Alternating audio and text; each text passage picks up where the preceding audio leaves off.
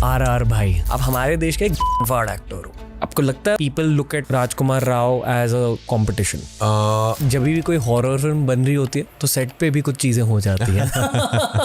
स्त्री में हुआ था है जहां आप शूट कर रहे होते हो, आपकी परफॉर्मेंस उस जगह से भी अफेक्ट हो जाती है। हाँ, एनर्जी सही नहीं थी सेट की। This is not the kind of films I would love to be a part of. पता रहता है कि खराब फिल्म बन रही है। समझ आता है, सेकंड थर्ड ही समझ आता था कि ये ना मिस फायर हो गया है। डर भी लगता है कि ऐसा ना हो कि फिल्म खत्म हो जाए और ये मेरे साथ ही रह जाए।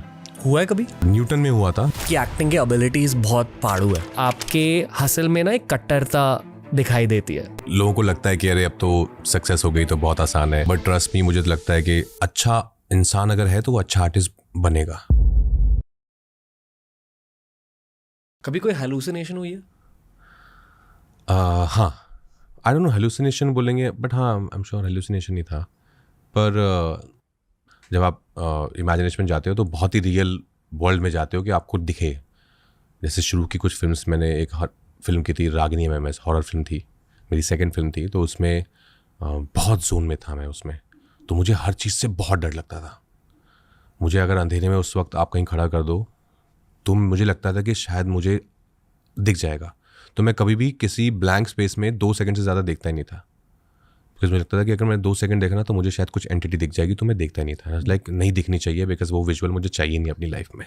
दिखती थी चीज़? नहीं, लकीली नहीं दिखी, बट ऐसा आपको बनाना पड़ता है अपने माइंड को कि है, कोई है। ये एक अर्बन लेजेंड है कि जब भी कोई हॉरर फिल्म बन रही होती है तो सेट पे भी कुछ चीजें हो जाती हैं। स्त्री में हुआ था। है स्त्री में हुआ था, बोलिए। करेक्ट, स्त्री में हुआ था। हम लोग भोपाल में शूट कर रहे थे और हमें एक सर्कुलर आया था होटल में कि ये चीज़ें नहीं करनी है आपको, कि आपको परफ्यूम नहीं लगाना है, लड़कियों को बाल खुले नहीं रखने हैं, आपको लोबान जलाते हैं हम लोग हॉरर फिल्म्स में धुआं के लिए, लोबान यूज़ नहीं करना है, और प्लीज़ ग्रुप में जाना है, अकेले कहीं नहीं जाना है। तो हमने कहा ओके। तो मैंने परफ्यूम नहीं लगाया उस दिन कि रिस्पेक्ट देम, वो लोकल है, उनको पता है, और लोबान नहीं यूज़ कर रहे थे। तो अराउंड 2:30 बजे के आसपास, नाइट शूट था, तो 2:30 बजे के आसपास हमारे DOP को लगा होगा कि यार ये ना मज़ा आ नहीं रहा यार, लोबान तो चाहिए। तो उन्होंने लोबान चलवा दिया। और आई स्टिल रिमेंबर, एक हमारा लाइट मैन जो है वो कुछ ऐसा 15 फीट की एक वॉल थी, फोर्ट था पुराना कोई, उस पर बैठा था ऊपर अकेला। होता ना एक लाइट लगी हुई, आप उसके साथ बैठे हो, रात के 2:30 बज गए, आपको नींद में भी हो, आप थोड़े वो बैठा है और सीन चल रहा है, और धम करके वो गिरा नीचे। और first thing he started screaming जैसे वो गिरा हुआ कि मुझे किसने धक्का दिया है, मुझे किसने धक्का दिया पीछे से। ऑफकोर्स सब थोड़ा सहम गए थे। फिर सबसे पहली चीज़ हुई कि लोबान बंद करो भाई, लोबान नहीं चलाना है। फिर सबने ऐसे प्रे किया कि अगर we are sorry, we have disturb someone, हमारी ऐसी मंशा नहीं थी। लोबान बंद किया, वापस रीशूट किया। लकली लाइट बॉय ठीक था, उसको ऑफकोर्स हॉस्पिटल लेके गए। बट या ये हुआ है। जो हॉरर मूवीज जंप स्केयर्स के बिना बनाई जाती है और भी ज्यादा स्कैरी होती है। दैट्स ट्रू, एक्चुअली जिसमें दिखता ही नहीं है आपको कभी, वो सबसे ज़्यादा स्कैरी होती है। देखते हो आप हॉरर मूवीज? बहुत ज़्यादा। बहुत ज़्यादा? बहुत ज़्यादा क्यों? बहुत मजा आता है मुझे। जब भी कोई नई अच्छी हॉरर फिल्म आती है, लगता है कि उसकी बात होती है कि ये अच्छी है, देखो, वो मैं देखता हूँ। मैं और पत्रा दोनों देखते हैं। फटती नहीं? अब नहीं फटती, अब नहीं। मैं नहीं देख पाता। अब नहीं फटती, मतलब अब नहीं फटती। ऐसा चैलेंज भी नहीं करता मैं कि अरे घुस जाऊंगा मैं तो एक किसी भी फोर्ट में अकेले, कुछ नहीं होता ये सब, ऐसा भी नहीं है। पर हाँ, ऐसा नहीं है कि अभी मैं रात को कहीं जाना है अकेले तो मुझे लगे कि नहीं सुनो ना, चलो ना। बचपन में तो ये होता था। बचपन में तो मैं हमारा जो गुड़गांव में पुराना घर था, जब पुराना गुड़गांव भी था, तो आंगन था बहुत बड़ा बीच में, जॉइंट फैमिली थी हमारे, ताऊ जी, चाचा जी, मैं, दादा दादी, और टॉयलेट एकदम कॉर्नर पे था दूर कहीं। और एक टॉयलेट था, हम 16 लोग रहते थे उस घर में। तो मुझे रात को अगर जाना है वॉशरूम तो मैं अपनी मम्मी को उठाता था, बिकॉज ये सब उस दौरान जब जी हॉरर शो ये सब देखना शुरू किया था, तो वो बेचारी मेरे साथ जाती थी 2:30 बजे, और वो बाहर बैठती थी और मैं कहता था मुझसे बातें करते रहो आप, I should know that you are there. Relatable. बहुत सारों के लिए। आहट, जी हॉरर शो और कोई है फैंस के लिए। या क्यों बनाते थे ऐसा शो? आई नो यार, आई थिंक थ्रिलिंग था। हम भी देखते थे, डरते भी थे, पर देखते थे। वैसे वाले देखते थे कि जैसी रात हुई मतलब भूत आएगा तो क्विल्ट के अंदर, फिर कमेंट्री सुन रहे थे, क्या हो रहा है, अभी वो भूत उसको देख रहा है, फिर चलो अभी उसका उठा लिया, अभी दिन हो गया, अच्छा दिन हो गया। बहुत स्कैरी होते थे कुछ episodes. I know. But now when you look back, it's not that scary actually. I think उस एज के लिए हमें बहुत स्कैरी लगते थे. Now if you will go back and watch them again ना, इट्स नॉट दैट स्कैरी. मैंने कभी कोशिश भी नहीं करी है टू गो बैक. मैंने की. रियली? अजय मैम से मिलने के बाद मैंने सोचा मैं दोबारा देखता हूँ वो. तो मैंने वो एपिसोड निकाला, मैंने थोड़ा सा देखा, मुझे लगा यार मैं क्यों डरता था इससे इतना यार. साउंड इफेक्ट्स से बहुत कुछ हो सकता है. करेक्ट. और may be because I know her now and I have seen her so much in different things. सबसे स्कैरी हॉरर मूवी आपको कौन सी लगी है जहाँ सच में फट गई in adulthood? Paranormal 1, paranormal activity 1, conjuring 1. These two I think yeah, the most scary ones. Yeah. Honestly 90% ना वो स्कैरी होती नहीं है. बहुत कम होती है जो अच्छी स्कैरी फिल्म होती है. पर देख लेते हो आप फॉर थ्रिल, बट जो सच में डरा दें आपको. जैसे कॉन्जरिंग 1 देख के मैं डर गया था. एक बहुत कमाल का किस्सा है. मैं एक्चुअली FTI नया गया था पूना, फर्स्ट ईयर में था और गुड़गांव से पला बड़ा था. थिएटर ही करता था कॉलेज में भी, तो English was a subject for us. English मैंने जितनी भी सीखी एक्चुअली बॉम्बे आके बात करते करते सीखे, बिकॉज इंटरव्यूज़ बहुत सारे यहाँ इंग्लिश में होते हैं. तो मैं FTI में गया नया, तो मुझे लगा क्लासेस हो जाती थी ख़त्म 6 बजे तक. तो आई थॉट कि चल कुछ फिल्म देखने जाता हूँ आज अकेला, और होम सिक भी हो रहा था. तो वहाँ पे एक E² करके एक बहुत बड़ा थिएटर है, वहाँ गया मैं. मैंने देखा क्या क्या लगा हुआ है. उस टाइम तो ये सब नहीं था ऑफकोर्स ऑनलाइन, तो आप देखते थे जाके फिजिकली. तो एक फिल्म थी एक्सॉर्सिज्म ऑफ एमिली रोज, और मुझे कोई आइडिया नहीं है एक्सॉर्सिज्म का मतलब क्या होता है. उस वक्त मुझे लगा वो इंग्लिश फिल्म एमिली रोज, लगता है कोई ट्रू स्टोरी टाइप फिल्म है, ये देख लेते हैं. तो मैंने एक टिकट ली, मैं अंदर गया अकेला, और वो सब उसके सबसे बड़े स्क्रीन में वो फिल्म चल रही थी. लगभग आई थिंक कोई 1000 सीटर है वो. उसके अंदर 6 लोग बैठे होंगे और मैं एक कोने में था और मेरे आसपास कोई नहीं. और मुझे लग रहा है कि मैं कोई अच्छी बायोपिक टाइप देखने आया हूँ. और मैंने फिल्म देखना शुरू किया, और लगा एक सेकंड ये क्या हो रहा है, ये तो चीटिंग है, ये तो नहीं बताया था मुझे. एंड आई थॉट क्या अभी देख ही लेता हूँ यार, भी आया हूँ. तो मैंने पूरी फिल्म देखी, और अगेन फिर वो हफ्ता बहुत ख़राब रहा मेरे लिए. वो जो डर था ना कि वो तो, कहानी आपके लाइफ में घुस जाती है. आपको लगता है कि एमिली रोज है पीछे. मैं अपने हॉस्टल बेड पे लेटता था, मैं और जयदीप अलावत मेरा बैचमेट है, वो हम दोनों साथ में एक शेयर करते थे एक रूम में.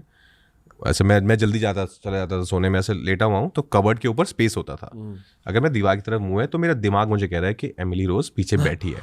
वो कबर्ड के जो ऊपर स्पेस है ना, वहाँ पे बैठी है वो. और मैं कह रहा हूँ नहीं कुछ नहीं है. अरे वो बैठी है. अरे नहीं कोई नहीं बैठा है. तो फिर मैं अपने आप को बोलता था कि 2 ऑप्शन है, या तो तू बाहर भाग जा सबके साथ चिल कर जाके, और फिर जब जयदीप आए तो साथ में आ जाओ, या फिर तू पलट के देख ले और उसको फेस कर. बैठी होगी तो बैठी होगी, या तो नहीं बैठी होगी ना, बात खत्म हो जाएगी. तो मैं बोलता था कि अच्छा मैं ना पलट रहा हूँ, 3 तक गिरूंगा मैं, 1 2 3. ऑफकोर्स कोई नहीं होता था कोई भी नहीं होता था. But I am glad I did that, because मैं एक बार अगर बाहर जाता ना, मैं हर बार बाहर जाता. लेकिन वो एक हफ्ता आपके दिमाग के साथ ये हॉरर फिल्म्स, अच्छी हॉरर फिल्म्स प्ले करती हैं. मैं एक हफ्ते के लिए ना ही चेहरे को धोता हूँ ना ही बाल को धोता हूँ. क्यों? क्योंकि बाथरूम में जब आप चेहरे का बाल को धोता है, आपको आँख और आँख खोलते हुए ऐसा लगता है कि भूत यहीं खड़ा होगा. I can relate to that. Yes, ये हुआ है बचपन में कि साबुन लगा के जल्दी से धो लेना है. बचपन में मेरे साथ अब भी होता. मैंने गलती कर दी हेरिडिटरी देखकर.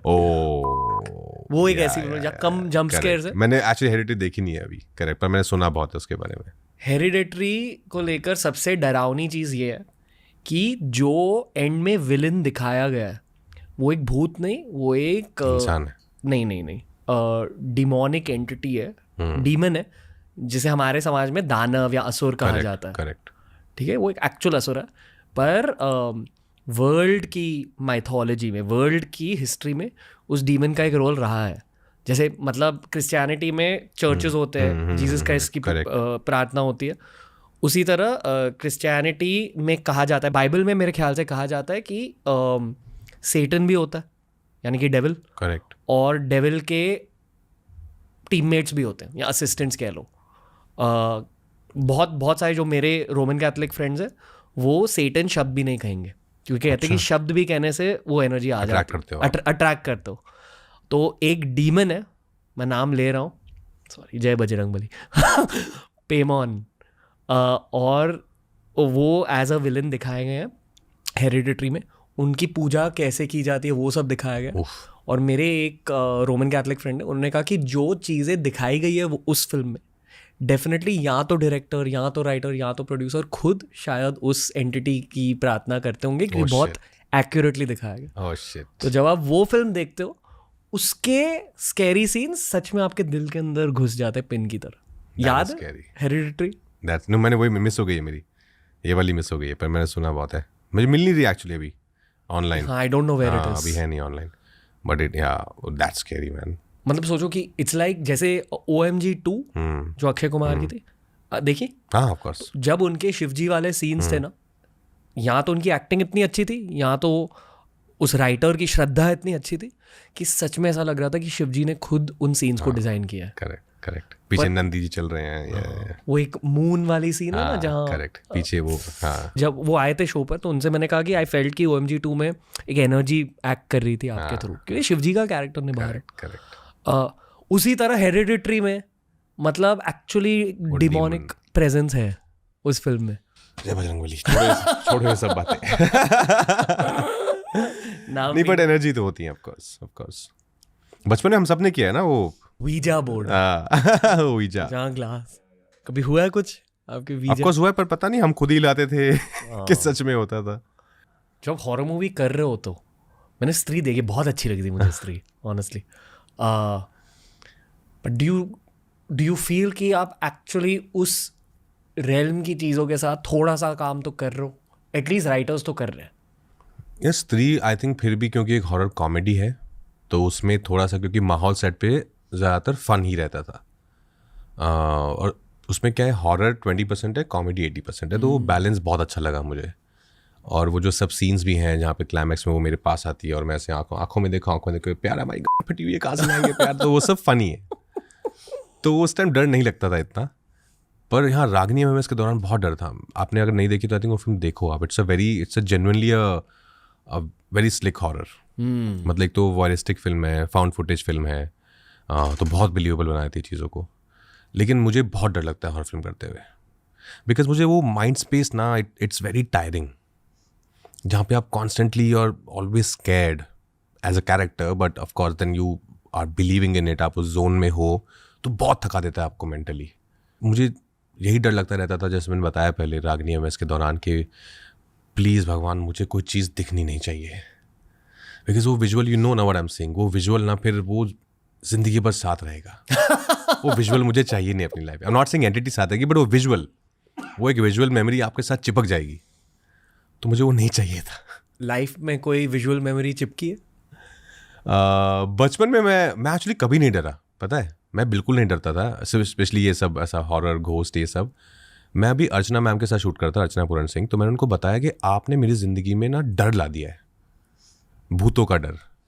जी हॉरर शो आया था बहुत साल पहले, फर्स्ट एपिसोड उसका ऐसा कुछ लॉन्च टाइप होने वाला था, जिसमें ये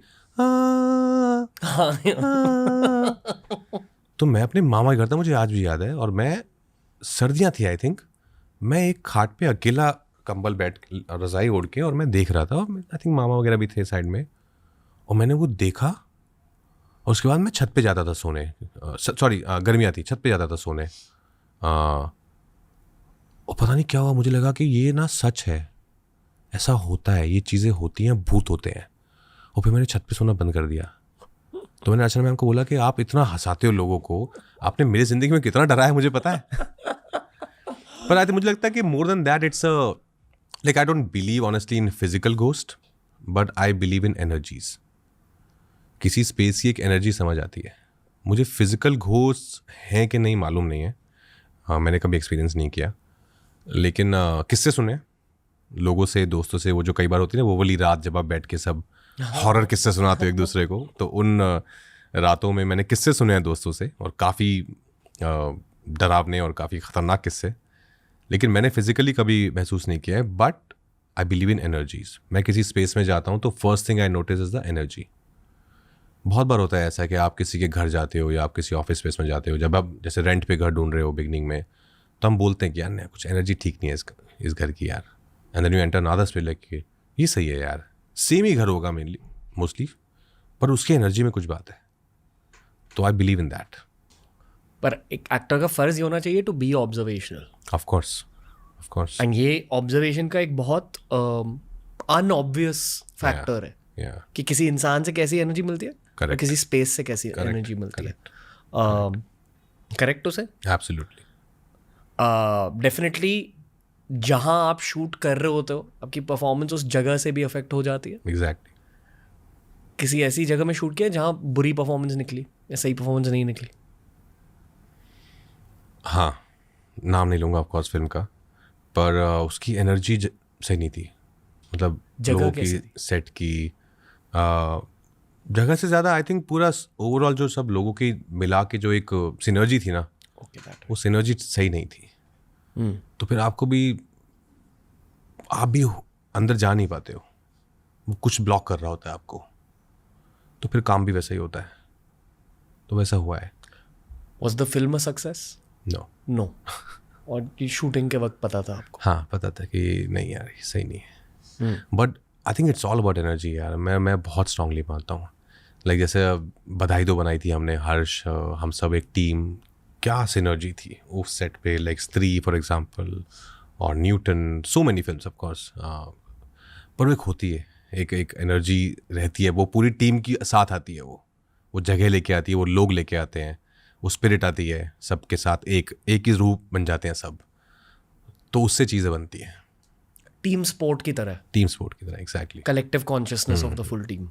आपकी एक्टिंग की एबिलिटीज बहुत फाड़ू है, honestly. You are a very फाड़ू एक्टर. थैंक यू भाई. वो वायरल बज़फीड वीडियो हर किसी ने देखा, पता है ना, जहाँ आप अलग अलग, बट वो एक झलक है. Even based on your track record, आप शायद, सॉरी फॉर द लैंग्वेज, आप हमारे देश के एक वर्ड एक्टर हो. Okay, thank you. That's the truth. RR भाई, आप एक ऐसे इंसान हो जिसके साथ मैं घंटों बैठकर बात कर सकता हूँ ऑनेस्टली. पिछली बार वो एक फॉर्मल सेटिंग थी. हाँ, ऐसा लग रहा है कि मैं पहली बार आपसे खुल के बात कर रहा हूँ, तो बहुत अच्छा लग रहा है आपके साथ. थैंक यू रणवीर, मुझे भी. बस यही था. आई थिंक हम पॉडकास्ट के एंड तक पहुंच चुके हैं. आप बहुत अच्छे प्रेजेंस आ रहा है. मतलब जेन्युइनली, क्योंकि as a team also we feel the guest presence. आपका दिल बहुत प्योर है, बहुत साफ है. I was grateful to you then, I am grateful to you again for your time.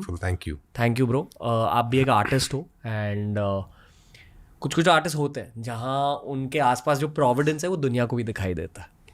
अक्सर खुद को तो दिखाई देता ही है, पर आपके आसपास की जो भी ब्लेसिंग्स है, पीपल रिकग्नाइज इट. एंड ये मैं as a very deep compliment कहना चाहूँगा. वर्ड्स बेसिक है, but please take the depth of it, कि you are here to stay.